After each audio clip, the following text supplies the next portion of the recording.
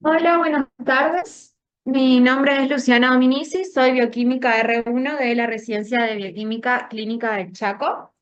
Hoy les voy a presentar mi Ateneo, el cual lo realicé en la rotación de medio interno, realizada en la guardia del Hospital Julio Perrán. Este Ateneo se titula como la bioquímica del líquido cefalorraquídeo. Vamos a comenzar con una pequeña introducción sobre qué es este líquido cefalorraquídeo. Este es un líquido que es incoloro y va a bañar, rodear todo lo que es el encéfalo, el cerebro y la médula espinal. Cumple distintas funciones, entre estas las más importantes va a ser una protección mecánica. Esta protección mecánica la va a hacer frente a todo lo que son las fuerzas de aceleración y desaceleración. También va a tener una función neuroendocrina, ya que se compone, dentro de sus componentes también tiene hormonas, vitaminas y demás. Va a tener un rol de nutrición muy importante porque va a nutrir todo el sistema nervioso y a su vez es el encargado de mantener la autorregulación de todo el medio interno, tanto en el sistema nervioso como de el equilibrio con el medio interno de todo el sistema del cuerpo. Todas estas funciones, el líquido cefalorraquídeo las cumple gracias a un trabajo en conjunto con un sistema ventrículo cisternal, un sistema ependimario y el coroideo.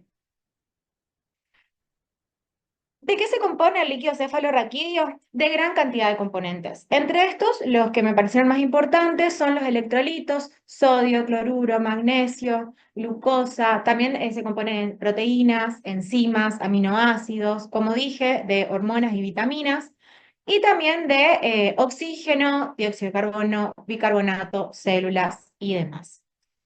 Todos estos compuestos que va a tener el líquido cefalorraquídeo los va a contener en un volumen total que va a ir entre 90 y 150 mililitros.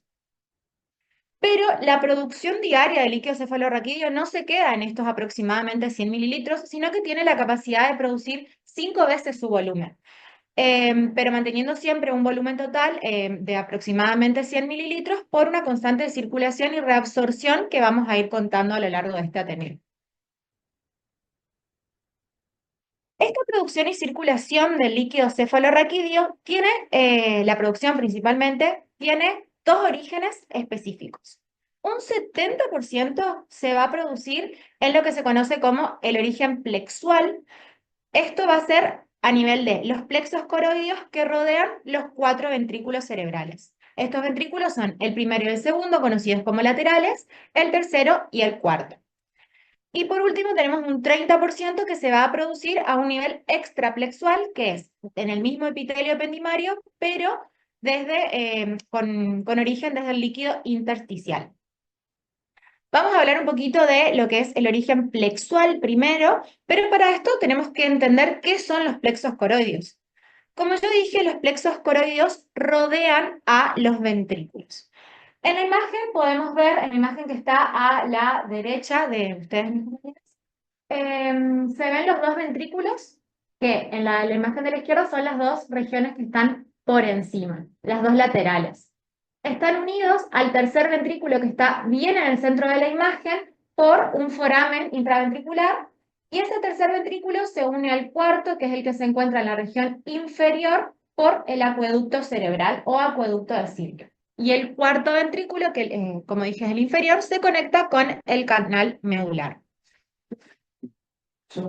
Ajá, puntero. Ah, opciones del puntero. Está. Acá. No. Muy chiquito. Opciones de puntero. Ahí está. Acá entonces, estos son el primer ventrículo, el segundo ventrículo, que también los podemos observar acá y acá, unidos al tercer ventrículo por el foramen intraventricular, y el tercer ventrículo se une por el acueducto al cuarto ventrículo que finaliza con el canal central medular.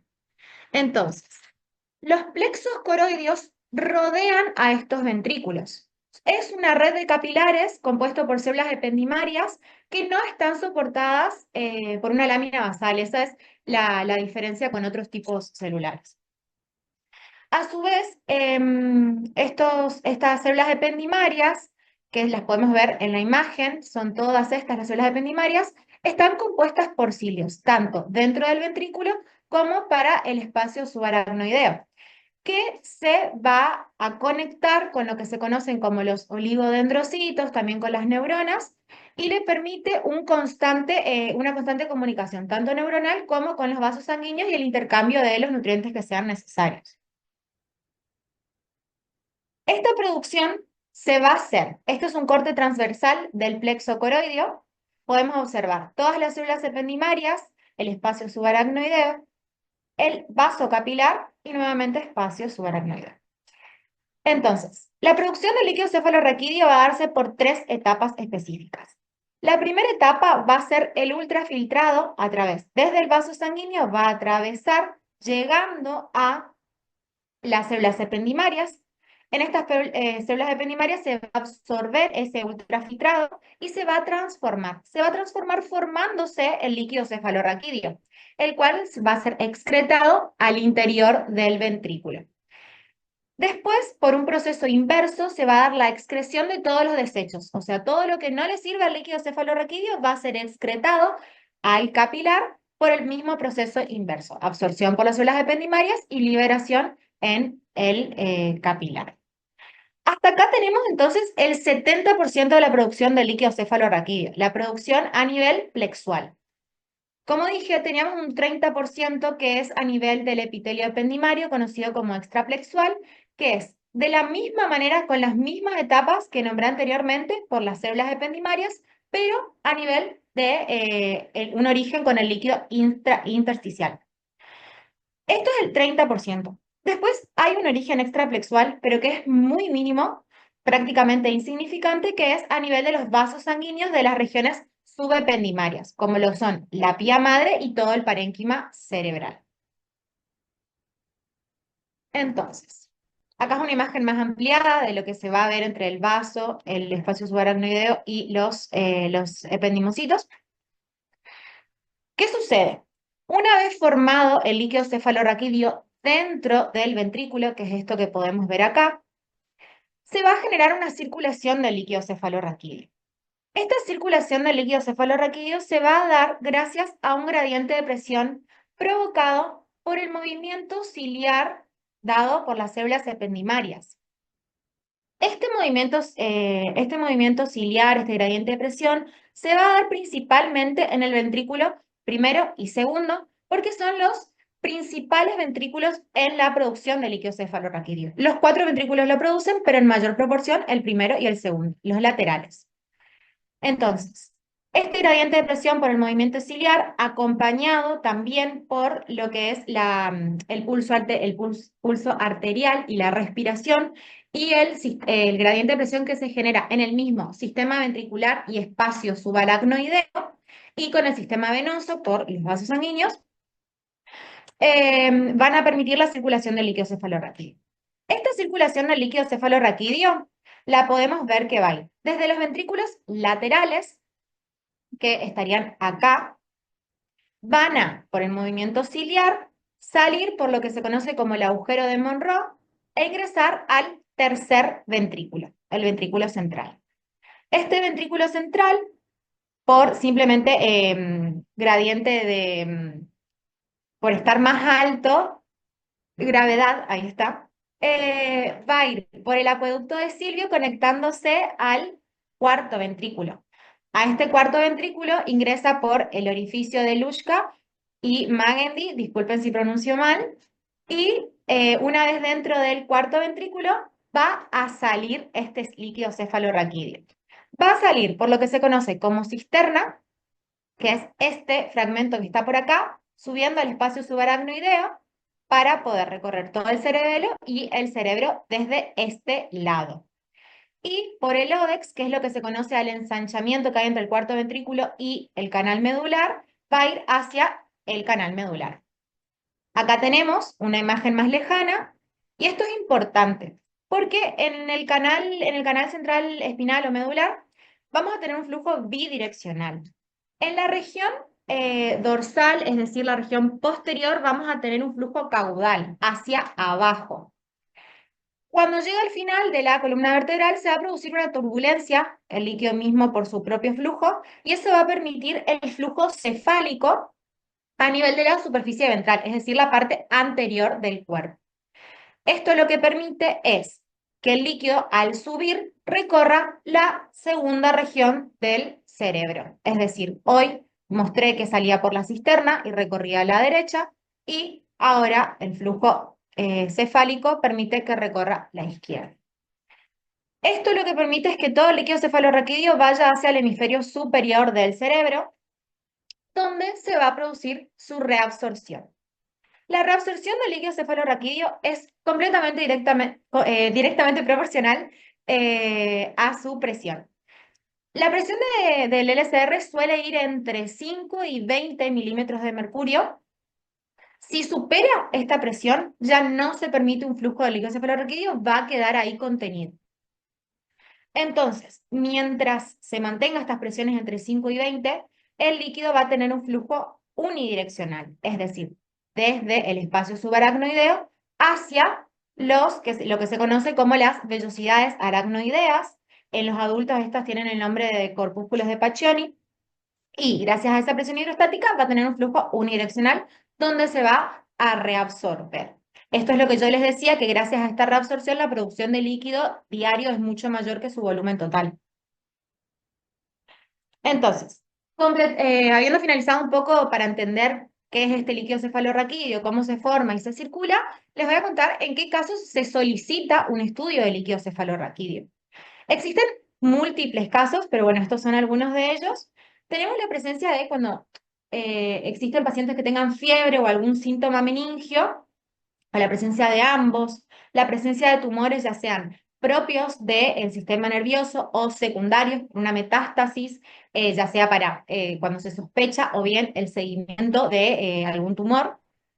También se puede realizar cuando se está sospechando de esclerosis múltiple o síndrome de Guillain-Barré, son enfermedades desmielinizantes, cuando existe una hemorragia subaracnoidea, entre otros tipos de patologías.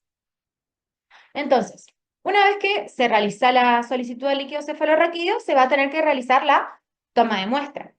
Existen distintas tomas de muestras para la obtención del LCR, donde la más frecuente o la más común es la punción lumbar, la punción raquídea, que es la que podemos ver en esta imagen, que se hace entre las vértebras L3 y L4, y es una muestra que se toma por goteo, es decir, se va a hacer la punción al paciente y el líquido por su propia presión va a salir por goteo y se va a recolectar en tubos. Es importante conocer que la punción lumbar se toma por goteo, porque al decir esto estamos diciendo que la muestra va a estar en contacto con el aire ambiental, o sea, el oxígeno del aire. Entonces, no vamos a tener una condición de anaerobiosis. Es una toma de muestra en condición aeróbica. Y después tenemos la punción cisternal o suboccipital, que sería donde yo les mostré que sale el líquido cefalorraquídeo desde el cuarto ventrículo, es en la región posterior del cuerpo. Después tenemos la punción ventricular, que es la punción ya directamente al ventrículo. Y por último, por una sonda que puede estar colocada, puede ser post sonda, donde lo más frecuente es la sonda ventrículo peritoneal, es decir, la conexión desde el ventrículo hasta el peritoneo para que se permita otro mecanismo de reabsorción del líquido cefalorraquídeo, de drenaje del líquido cefalorraquídeo. Estas tres últimas, como dije, son punciones, es decir, que eh, se supone que respetan la anaerobiosis de la muestra. Cuando se toma la muestra, lo ideal es tomar 4 tubos. Un primer tubo va a ir para estudios bioquímicos, inmunológicos, un segundo tubo para análisis microbiológicos, un tercer tubo va a ir para un citológico y un cuarto tubo, que si se puede se lo obtiene, es principalmente para el estudio de un proteinograma para conocer las bandas oligoclonales, principalmente en esclerosis múltiples, pero también sirve mucho en síndrome de Guillain-Barré. Lo del... Ah, Y es necesario saber que la muestra es sin anticoagulante porque el líquido cefalorraquídeo de por sí no tiene factores de coagulación, no tendría por qué formar un coágulo, ¿Algo? salvo que tenga una hemorragia. Pero bueno, vamos más adelante. Ah, Y la conservación de la muestra va a depender de qué tipo de estudio se va a realizar en ese tubo, donde tenemos hasta 2 horas a temperatura ambiente para citológico y físico-químico, pero esto es bastante exagerado, por así decirlo, porque lo ideal es que la muestra se tome, se remita inmediatamente al laboratorio e inmediatamente se procese. Cuanto más rápido, mejor, porque vamos a poder tener resultados más fidedignos de lo que es el líquido cefalorraquídeo. Después tenemos la ADA, que si bien acá me estoy adelantando un poquitito, esta es una enzima que se puede terminar en el LSR, puede estar hasta 48 horas el líquido en la heladera y en los casos de cultivo hasta 24 horas a temperatura ambiente. Ya que hablé un poquito de hemorragias, les voy a contar acá viendo la imagen de los tubos, algo que si bien lo realiza el médico, porque es en el momento de la toma de la muestra, existe lo que se conoce como la prueba de los 3 tubos. Esta prueba lo que permite es identificar cuando el paciente tiene una hemorragia subaracnoidea, por ejemplo, o bien si el líquido tiene una apariencia hemorrágica, pero es responsable una punción traumática. En el caso de que la punción sea traumática, vamos a ver que el líquido en el primer tubo es mucho más rojizo, tiene mucho más aspecto sanguinolento que el segundo, y así el segundo mucho mayor aspecto sanguinolento que el tercero. Es decir, que el líquido se va a ir aclarando a lo largo del cargado de los tubos. En caso de que sea una hemorragia a nivel del sistema nervioso central, el líquido va a ser del mismo color en cualquier tubo. Entonces, vamos a pasar a lo que nos compete a nosotros mucho como bioquímicos, que es el análisis bioquímico del LSR. Se compone de 3 partes principales, que es un examen macroscópico, se compone de aspecto, color, coagulación del líquido cefalorraquídeo, también conocido como el análisis físico. El examen químico principalmente se realiza lactato, glucosa, proteínas y un análisis microscópico, donde vamos a hacer un recuento de las células en cámara de Neubauer y una fórmula diferencial de la misma con la respectiva coloración. Acá se ve otra imagen donde se puede observar bien la forma de recolección del líquido cefalorraquídeo, que es por goteo en punción lumbar. Acá tenemos el examen macroscópico. El líquido cefalorraquídeo, como yo había comentado, es un líquido incoloro. Es muy similar al agua destilada, es límpido, es inodoro. Su color se lo conoce como cristal de roca, pero si el líquido es patológico, puede tener distintos aspectos, como por ejemplo puede estar turbio o ligeramente turbio. Esto puede deberse a distintas causas, pero generalmente es por un aumento de, por ejemplo, proteínas o de un recuento de células elevado en el líquido cefalorraquídeo. También podemos observar que es hemorrágico, es decir, ese color rojizo en el líquido cefalorraquídeo, que les dije que podíamos tener distintos casos, una hemorragia a nivel del sistema nervioso central o una punción traumática. Entonces, una de las formas era de identificar es la prueba de los 3 tubos, pero la realiza el médico. Nosotros es muy difícil que podamos realizarla. Entonces tenemos otras maneras de tener idea de qué tipo de hemorragia estamos teniendo, y es cuando el líquido va a tener un color previo a la centrifugación y otro color posterior a la centrifugación. ¿Qué sucede? Cuando el líquido es hemorrágico por una punción traumática, generalmente después de la centrifugación, todo ese contenido celular va a sedimentar, se va a observar un botón hemático y el líquido va a tener el color propio del líquido. Puede ser incoloro, o sea, el color que tenga en ese momento, pero generalmente incoloro.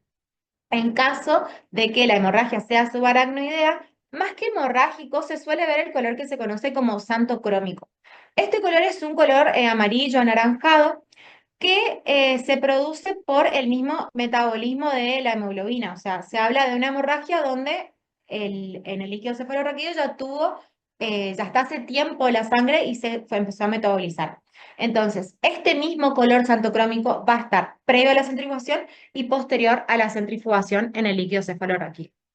Y después tenemos la presencia de coágulo. Generalmente no va a haber coágulo en un líquido cefalorraquídeo, pero cuando estamos hablando de una punción traumática, la muestra tiene acceso a la sangre por la propia hemorragia de la punción traumática, y ahí es donde nosotros podemos ver la presencia de coágulos. Esos coágulos justamente también nos permiten indicar si hay un coágulo en una muestra hemorrágica, quizás es de una muestra de punción traumática.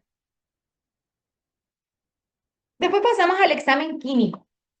Vamos a comenzar con las proteínas. El valor normal en adulto del líquido cefalorraquídeo es de 0,15 a 0,6 gramos por litro aproximadamente, puede variar según el laboratorio, donde tenemos un 80% de albúmina dentro de estas proteínas y un 20% de globulinas. También hay otras como transferrina y demás. Las proteínas en el laboratorio las podemos determinar por nefelometría o turbidimetría, pero en el caso de en el hospital se lo determina por cloruro de bencetonio. Se realiza en el COVAS, en el equipo automatizado. Este es un cuadrito que lo saqué de un curso que me pareció muy interesante, donde podemos ver en las distintas implicancias clínicas el valor que adquieren las proteínas. Acá es muy importante ver la diferencia que hay en el aumento de proteínas de una meningitis viral respecto a una meningitis bacteriana. Podemos observar que en la meningitis bacteriana es mucho mayor el aumento. Podemos observar que en una obstrucción hay un ligero aumento, pero no es tan grande. Y lo mismo sucede en el Leurolúes. Y en el caso de la esclerosis múltiple, que yo les había comentado que el cuarto tubo solía ser derivado justamente para el diagnóstico de esclerosis múltiple, no hay un aumento grande de proteínas, por eso es tan importante ese análisis de las bandas, eh, sí, del, monoclonales, ahí está. Por el hecho de que a nivel de la esclerosis múltiple, y también sucede en el Guillain-Barré, hay una producción intrínseca de inmunoglobulinas. Pero en el síndrome de Guillain-Barré sí tenemos un aumento de proteínas bastante importante, incluso mayor que la meningitis bacteriana. La glucosa, el valor normal va a depender 100% de la glucemia en sangre. ¿Por qué? Porque es el 60 al 70% de la glucemia. ¿Qué quiero que se lleven de esto, que es muy importante? Para hacer un análisis correcto de la glucosa en el LCR, es importante que se haga también un análisis de la glucemia en sangre. Lo ideal es que esta muestra de sangre para determinar la glucemia se haga entre 1 y 2 horas antes de la extracción de la muestra de líquido cefalorraquídeo, porque es lo que más o menos tarda en equilibrarse la glucosa en el LCR. La glucosa se va también a determinar en el COVA C311, que es el mismo que donde se determinaban las proteínas, con las mismas metodologías que se utilizan en la glucemia, que en este caso es la exoquinasa. Entonces, ¿qué nos puede decir la glucosa? Cualquier concentración elevada de la misma no tiene una implicancia clínica, es completamente dependiente del valor de la glucosa en sangre. Es decir, una glucosa elevada en el SR significa que hay una glucosa elevada en el líquido cefalorraquídeo. A diferencia de los niveles bajos son muy importantes porque cuando nosotros tenemos una glucosa menor del 60%, del 60 al 70% de la glucemia en el LCR, nos está indicando un consumo de esa glucosa en el LCR. Esto es muy notorio, este descenso es muy importante cuando la meningitis es bacteriana. También es una forma de diferenciar la meningitis bacteriana de la viral. Después tenemos el lactato. El lactato, el valor normal es de 1 a 2,2 gramos por litro. Y lo que es muy importante acá es que su concentración no se relaciona con la concentración plasmática. Es decir, nosotros podemos tener un lactato elevado en el LCR cuando no lo tenemos elevado en plasma. El lactato nosotros lo determinamos en el equipo automatizado de medio interno, el COVAS P211. Y acá lo importante es que este va a verse aumentado siempre en hipoxia tisular, oxigenación disminuida, o sea, en metabolismos anaeróbicos. y nos permite distinguir entre lo que es la meningitis viral y la bacteriana también, donde en la bacteriana es mucho mayor que en la viral. Entonces, cuando nosotros pasamos la muestra por el equipo para determinar el lactato, siempre nos conviene estudiar, aunque esto sea lo que nos vamos a llevar del análisis, estudiar todos los parámetros para tener una idea de la muestra. En- Hace falta sí para la decisión. ah, A diferencia de ok. Bueno, la muestra de lactato, o sea, la determinación de lactato, se la puede realizar, ya sea si se tiene muestra de jeringa o tubo, porque, porque no es necesario una anaerobiosis para su determinación, porque estamos hablando de algo de completamente metabólico. Entonces, el equipo, al pasar con todos los parámetros, nos va a dar el pH de la muestra. Entonces, yo les muestro, por ejemplo, este estado ácido-base. Antes de mostrar el estado ácido-base, les comento. Llegó un líquido cefalorraquídeo tomado por una muestra de derivación ventrículo-peritoneal. Si nosotros recordamos lo que yo les comenté, la muestra de derivación ventrículo-peritoneal era una toma de muestra anaeróbica, es decir, en condiciones ideales no tienen contacto con el aire. Entonces, se pasa la muestra por el equipo, la jeringa por el equipo, y nos da estos parámetros. Entonces yo les consulto a ustedes, principalmente mis compañeras, si este pH lo informaría, considerando la toma de muestra de este LCR.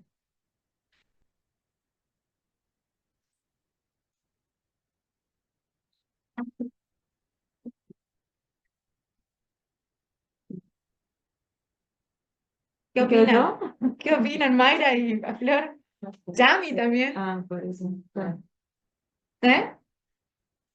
¿En base a qué me decís? Pero yo dije que es anaeróbica Eso es lo que por la sonda ventrícula peritoneal. No pasa nada. O sea, considerando la toma de muestra, que se respeta la anaerobiosis, ¿este pH lo informarías? ¿Lo informarían? Bueno, les doy una ayudita. Ya que pasamos todos los parámetros, tenemos algo que es bastante buchón, que es la PO2. Miremos esa PO2. ¿Qué nos está diciendo? Estuvo en contacto con el oxígeno. ¿Por qué? Porque es muy cercana a la PO2 ambiental. Y la PO2 y la PCO2 del líquido cefalorraquídeo, en condiciones normales dentro del cuerpo, tiene un pH, una PO2 y una PCO2 bastante similar a la de la sangre. Entonces tenemos no solo la PO2, que es casi igual a la del ambiente, o igual, sino que la PCO2 también está bastante baja. Entonces, ¿por qué? Porque al la muestra tener contacto con el aire, va a seguir consumiendo oxígeno, porque tiene menos oxígeno que el aire, entonces va a tomarlo. Y la PCO2 va a bajar porque el aire tiene una PCO2 cercana a cero, entonces lo va a liberar. ¿Esto qué me genera? Una alcalemia. ¿Sí, alcalemia es? Sí. Un pH aumentado. Se va a observar esto en las muestras que están en contacto con el aire. ¿Por qué es importante entonces pasar todos estos parámetros? Porque a pesar de que la toma de muestra haya sido en condiciones de anaerobiosis, nosotros tuvimos una muestra que había estado en contacto con el aire. Pueden ser múltiples razones, que haya tenido una burbuja de aire, que hayan primero cargado el tubo y después cargado la jeringa y en ese trayecto se haya contaminado con el aire ambiente, distintas razones. Pero bueno, siempre considerar y analizar la totalidad de los resultados para poder informar. Entonces, al final el pH lo pongo en signos de pregunta porque no solo va a depender de la toma de muestra, sino también de la condición que tenga la muestra. ¿Sí? Si tuviera asistencia respiratoria, podría hacer oxígeno, pero no la PCO2. Y la PCO2 está baja. Claro. Sí. Podríamos preguntar al médico de igual manera. por ahí aquí es un alto, bueno, escuchamos. Pregunto. Bueno, Bueno, acá mi compañera me pregunta si el paciente hubiese tenido asistencia respiratoria mecánica, si hubiese podido tener esa PO2. Y lo que yo le contesté fue que sí podría tener esa PO2, pero esa PCO2 sigue siendo baja, o sea, por algún lado se fue. De igual manera, por suerte en la guardia tenemos acceso a hablar con los médicos. De última, si dudamos mucho, preguntar si el paciente está con asistencia. Mirar un estado base previo al paciente de sangre y ahí tener más o menos idea. Tenemos elementos para ayudarnos, por suerte. Bueno, y esto como modo complementario, que lo comentaron en el curso, que se pueden determinar enzimas como la lactato deshidrogenasa, donde su valor normal en el LCR es del 5 al 10% del valor en sangre. Esta, su significancia es principal porque, principalmente para diferenciar también meningitis viral y bacteriana, ya que en bacteriana va a ser mucho más alta esta LDH porque los neutrófilos se rompen mucho más fácil. Entonces va a haber un mayor aumento. Y después tenemos la adenosina la ADA, que esta es una enzima que su valor normal en el LSR es de 8,5 unidades internacionales por litro. Y esta es muy importante para el diagnóstico de meningitis tuberculosa, pero también aumenta en algunos linfomas. Pero estos no los realizamos nosotros. Y ahora ya pasamos a lo que es el examen microscópico, que se va a constar de dos partes. Vamos a tener el recuento de la cámara de Neubauer y la coloración que hacemos Magrun-Wald-Giemsa para la fórmula diferencial. Entonces, el recuento de la cámara de Neubauer. Vamos a recordar un poquito las dimensiones y el volumen que tiene la cámara. Está compuesto por 9 cuadrantes, donde cada cuadrante tiene un ancho de 1 milímetro, un alto de 1 milímetro y una profundidad de 0,1 milímetro. Es decir, cada cuadrante tiene un volumen de 0,1. Esto es importante para la forma en la que vamos a realizar el recuento, tener idea de en qué volumen estamos haciendo el recuento. La totalidad de la cámara, al tener 9 cuadrantes de un volumen de 0,1 milímetros cúbicos, tenemos un volumen total de 0,9. Entonces, nosotros al hacer el recuento se va a aplicar la mayoría de las veces esta formulita. N es el número de células que contamos, D es la dilución y X, o milímetros cúbicos, es el volumen en el cual hicimos el recuento. Aclarar esto de la D, la dilución se la suele realizar en la muestra cuando tiene hematíes. Esta dilución se hace con líquido de Turk, que tiene ácido acético al 3% y cristal violeta. Pero que es importante tener en cuenta que hay que evitar hacer la dilución. O sea, si tiene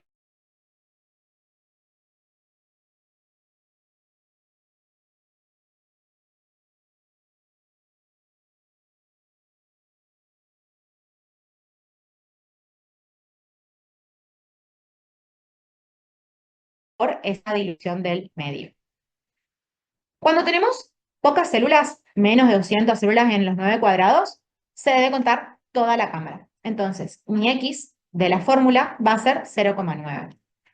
Si tenemos intermedio número de células, ya es muy complejo contar toda la cámara, se suele contar los 4 cuadrantes primarios de las esquinas, donde entonces mi volumen final va a ser 0,4 milímetros cúbicos, perdón. Y en el caso de nosotros tengamos demasiadas células, vamos a contar entre 4 a 5 cuadrantes secundarios. Generalmente se hace por lo menos un cuadrante secundario de cada cuadrante primario. La fórmula que aplicar va a ser realizar un promedio de los cuadrantes secundarios y multiplicarlos por 16. ¿Por qué por 16? Porque existen 16 cuadrantes secundarios en cada cuadrante primario, dejándonos un volumen final de 0,1 milímetros cúbicos. Una vez que se hizo el recuento, vamos a pasar a realizar la fórmula diferencial. La fórmula diferencial, primero vamos a centrifugar la muestra a 1500 revoluciones por minuto, 5 a 7 minutos. Y luego se va a separar el sobrenadante. Siempre es importante, que me olvidé de colocarlo, observar el sobrenadante porque es necesario aclarar en el informe las características, es decir, el color y el aspecto. Como lo que había comentado anteriormente, por ejemplo, para las hemorragias subaracnoideas o de la punción traumática y demás.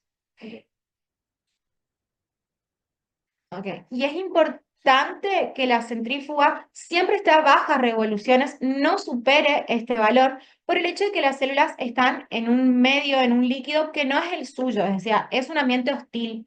Entonces, de por sí ya tienen facilidad para romperse, entonces si nosotros centrifugamos más alto, se van a romper. Y bueno, se separa el sobrenadante dejando suficiente para extender el sedimento y se realiza el extendido. Nosotros en la guardia hacemos de dos formas según el recuento de células que tengamos. Si el recuento es bastante suficiente, se puede hacer el squash. El squash lo que se hace es colocar con la micropipeta un poquito de líquido cefalorraquídeo en un portaobjetos y luego se va a colocar otro portaobjetos por encima de la gota y se los van a desplazar en direcciones opuestas. O bien, eso es una forma de realizar el extendido. Lo importante de esta forma de hacer el extendido es que nos van a quedar dos extendidos del LCR mediante esta técnica, que más o menos esto representaría el extendido del LCR. Y la segunda técnica es la concentración por gota, que esto se necesita hacer cuando el recuento de células es muy bajo y necesitamos justamente concentrarlas. La idea, si nosotros vemos de perfil el portaobjetos, es que quede así, una gota bien gruesa. Esto lo que nos permite es que las células se vayan depositando en el mismo lugar o en la cercanía para que sea de mayor facilidad hacer el recuento, la fórmula diferencial. Es lo que, pues, Es la forma manual de hacer lo que hace la citocentrífuga, que ella te deposita muy suavemente las células en la misma posición para hacer la fórmula de Boris. Y bueno, una vez que tenemos nuestro extendido y se secó, vamos a colorear. Algo que me gustaría aclarar acá es que, bueno, nosotros la que más solemos hacer es el squash, y si bien salen dos extendidos, lo importante es colorear de a uno. Es decir, yo voy a colorear primero uno y si necesito coloreo el otro. ¿Por qué? Porque si coloreo los dos juntos para tenerlos, los mismos errores que cometo en uno, cometo en el otro. Entonces es importante teñirlos por separado. La técnica que se hace es Mayr-Ungwald Giemsa y tiene que ser lenta y suave. ¿Por qué? Porque también comentaban esto en el curso de que si se hace fuerte y rápido, las células se hipertiñen y no se van a poder diferenciar. El Mygron-Wall o metanol se lo deja durante 2 minutos, lo mismo que en la técnica general. Y el Giemsa se lo coloca bastante diluido, ahí estaría nuestra suavidad, y se lo deja entre 5 a 8 minutos. No más tiempo porque se produce esta hipertinción. Y bastante diluido, nosotros en la guardia le hacemos uno en 20, 22, 25 más o menos. Y luego se va a observar en 40 por para realizar la fórmula. Es necesario que se haga en 40 por. Y se puede ver en 100 por con acción de presión simplemente para tener idea de las características de la célula, no para hacer la fórmula diferencial. ya, uno en 10, uno en 15, porque el volumen del Kielsa es 4 y el volumen del agua es 2. Ah, está. Es 10, uno en 15 más o menos. Me corrijo, el GEMSA sería entre 1 en 10 y 1 en 15. Me confundí porque están mal están distintos los volúmenes. Pero sí, GEMSA es 1 en 10, 1 en 15, no como yo había dicho anteriormente. Y para tener idea, la fórmula diferencial normal en los adultos es entre 0 y 5 leucocitos. A veces se extienden algunas bibliografías hasta 10. En niños menores a 1 año es hasta 30 leucocitos, entre 1 y 4 años es hasta 20 y mayores de 5 hasta 10. Y la fórmula diferencial normal es entre 80 a 90 linfocitos y 10 a 20 monocitos. Considerar que esto es porcentaje del total, o sea, cuando estamos hablando de adultos, estamos hablando de 4 linfocitos por un monocito en todo el LCR. Otros hallazgos que podemos encontrar en un líquido cefalorraquídeo son justamente, esto, no sé si recuerdan esta imagen, es bastante similar, son las células ependimarias. Estas células ependimarias las podemos encontrar principalmente en las muestras que son por punción del ventrículo. Directamente en el ventrículo sí podemos encontrar estas células ependimarias. Igual es raro encontrarlas. Y se las puede ver así como en descamación en conjunto, porque es por la propia punción. ¿Y en qué tipo de muerto? no vas a ver eso. No, la dije, la ventricular. Y otros hallazgos también pueden ser los criptococos. Estas imágenes que vamos a ver me las compartió mi instructor Edgardo, que están muy buenas, que cuando nosotros vemos en el fresco, en la cámara Neubauer, podemos ver así. Si nosotros miramos muy así nomás, podemos confundir con los hematíes. Aunque acá, por ejemplo, tenemos una que tiene un brotecito. Estos son criptococos, que al hacer la dilución con TURC, este permite como visualizar de mejor manera la cápsula y se los va a ver así con el líquido de TURC. Es bastante diferente a lo que podemos ver en el fresco. A su vez, el líquido de TURC no solo me marca esta cápsula, sino que también memoriza los hematíes, entonces ahí tenemos una separación. Luego, cuando se hace la fórmula diferencial, al teñir con Magrungo Algienza, podemos también observar los criptococos que los podemos ver acá. Vemos cómo se tiñe el centro y la cápsula. Esto es Giemsa con 100%. Y a modo de comentario nada más, mostrarles que los valores normales en pediatría a nivel prematuros, recién nacidos, término, pretérmino, son distintos. Esto me parece importante que por lo menos nosotras lo tengamos en cuenta porque también vemos muestras de líquido cefalorraquídeo de neonatos y tener en cuenta que el recuento de leucocitos varía según si fue recién nacido, si tiene más de una semana y demás, o mucho más si es prematuro. Y el valor de las proteínas y de la glucosa también varía. Considerar que esto está en miligramos por decilitro, esta tablita, que la saqué de un paper muy lindo. El valor que nosotros estábamos viendo era de 0,15 a 0,6 gramos por litro, que esto sería en prematuros, por ejemplo, 0,45 a 2 gramos por litro. Es como un poco más alto el rango. Solo para comentarles, ¿no? Y bueno, esta fue toda la bibliografía utilizada en el Ateneo y muchísimas gracias por su atención. Y no sé si tienen alguna duda o algo.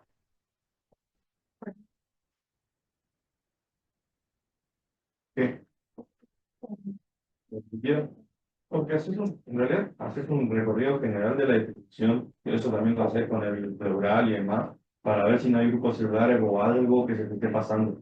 Más que nada lo haces en el pleural o en el acítico o el pericárdico, porque es donde puedes encontrar grupos sospechosos de malignidad y te puedes pasar por hacer solo en una porción. O sea, mirar solo en 100 por y recorres, puedes hacer 10 campos en un espacio muy chiquitito. Y en 40 por recorrer todo el extendido en busca de ese grupo celular. Y la Tal vez chica en del el curso, LSR no llegas a encontrar tanto de ese grupo celular raro porque no es habitual ver grupos celulares en el LSR, más allá de las epidemiarias que pueden estar, pero ahí es como que lo que encontrás casi seguro es yo. y la Pocas chica veces. también había dicho en el curso que lo que más nos importa en el LSR es conocer el predominio que hay, digamos, y vos esa visión también la tenés mucho mayor en el 40 Ah, por. exacto. Te haces un panorama, ya antes de entrar a hacer la fórmula, te haces un panorama general de lo que te domina. Fórmula, según favor. Es en 40. En 40. A mí me se me hace 40, pero sí, mejorar la imagen en 100. Por ahí tenés dudas. Yo lo hacía en 100, pero Vos sabés en qué zona buscar y en qué zona hacer. Pues no tenés la claro, capaz. las Si la haces distribuciones. en 100 en un pedacito chiquitito, te estás O, sesgando a o también te una acordás lo que me pasó cuando hicimos el líquido juntas. Yo te decía, hay zonas que no tienen leucocitos y había zonas que sí tenían. Y eso que estaba haciendo en 40, o sea, en 100 yo no iba a ver nunca los leucocitos, porque estaban como. Porque así hacen una distribución un poco simple. Acá me comentó mi jefa lo que me olvidé de decir. Es que en el caso de que nosotros vemos criptococos, nosotros no estamos habilitados para decir que estamos observando criptococos, esto le corresponde a microbiología con las técnicas específicas, tinta china y demás. Entonces, lo que nosotros podemos informar en caso de ver criptococos es que se observan formas levaduriformes. ¿Así sería? Se observa. Sin la tinta china no podemos afirmar que estamos viendo un criptococo. Y acá también importante aclarar que en fresco, no solo, o sea, si bien son parecidos a los hematíes, podemos ver que A diferencia de estos, el criptococo tiene distintas formas, distintos tamaños, perdón. Acá vemos uno más grande, uno bastante más grande, acá hay unos chiquititos, más chiquititos. Eso también nos tiene que llamar la atención de que los hematíes no van a tener esta diferencia de tamaño en un LSR, en un fresco. Bueno, si no tienen ninguna duda, voy a dar por terminado el Ateneo. Muchísimas gracias por su atención.